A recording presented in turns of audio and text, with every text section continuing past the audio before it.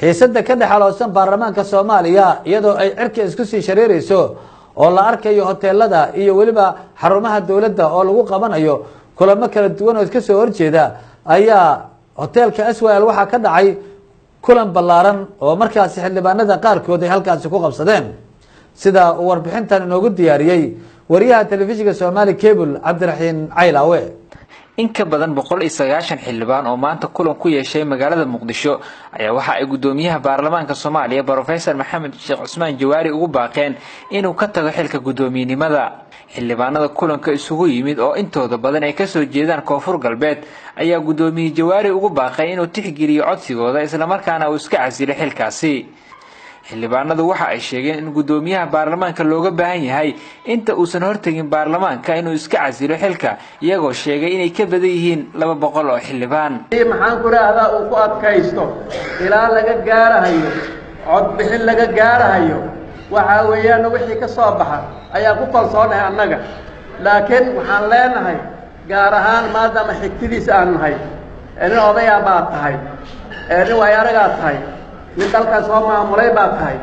waxa weeyaan in meeshaas aad gaarto waxa kaaga haboon si kale inaad u maareyso arinta kula soo gudboonaatay sida daraadeed waxaan idin cadeynay markii afkeena ku hadlayo halkan ka hadlay sida ay sheegayeen inaan 100% aan ayidsanahay in muxuu kalsooni kala laabashada gudoomiyaha loo codeeyo oo aan idinku taageerno oo asaga waa ku talinay inuu tanaasul oo noo fududeeyo oo iscasilo hase yeeshee ogolaashaha iyo diidmada isaga askale shalayna uu sheegay isna casili raw yiri in loo abuurin xukuumad leh inuu xilka qaado inuusan ahayn dhammaan cidii loo arko hawsheeda inay daliil soo gashay inuu baarlamaanka awoodda sharciga ay siinayso inuu qofna aanan ugu darnaanin qofna aan ugu roonaanaynin allahumma hadduu madaxweynaha jamhuuriyadda Soomaaliya uu yahay inay ogaadaan aan jecelahay idinkana waa tusteen oo maanta wixii media lagu marin habaabiyay inaysan ahayn koox yar balse rabitaanka baarlamaanka majority-giisa inuu yahay waxa aan ku haysano maahan nacayb loo qabo waa maamul xumo uu gudan waayay shaqadii loo dhimaday oo ugu horeysa dhamaystirka dastuurka iyo maamulkii baarlamaanka oo xildhibaanada waajibkiisaana sixid walbo ay keenaan ama xukuumadda ka keenaan ama madaxweynaha ka keenaan ama baarlamaanka shaqadiisa ka keenaan oo uu diiday inuu miiska saaro oo xildhibaanadu ay ka doodaan dulmi isku raacay macquul maaha 190 iyo dheeraad xildhibaan inay intay meel soo fariistaan dulmi isku raacayna shakhsi ay dulmiyaan laaziman waxaa jiro sababtaas maanta maaha meeshan inaan ka sheegay sababtaas madalay leedahay madashu waa baarlamaanka xildhibaanaduna markaa waxaad ogaanaysaan inaysan waxba ay galaal u dhiganayn aniga Jawaari saaxiib aan lahay runtii waa uga laxa jecloonaya aad uga laxa jecloonaya in uu magaalahaas intuu yimaado waxa allaaba waxa 190kaas dhaliisha ay qabaan ay meeshaas ka sheegaan wax qurxan ma noqon doonaan aad foolxun oo dhibaato badan oo xildhibaanadu waa siyaasiyiin wax ma sheegaan laakiin fagaaraha sheegida ay maarayso aniga Khadiija Maxamed Diiriye ahaan waxaan qabay waligeyba Jawaari qalbi musakal ah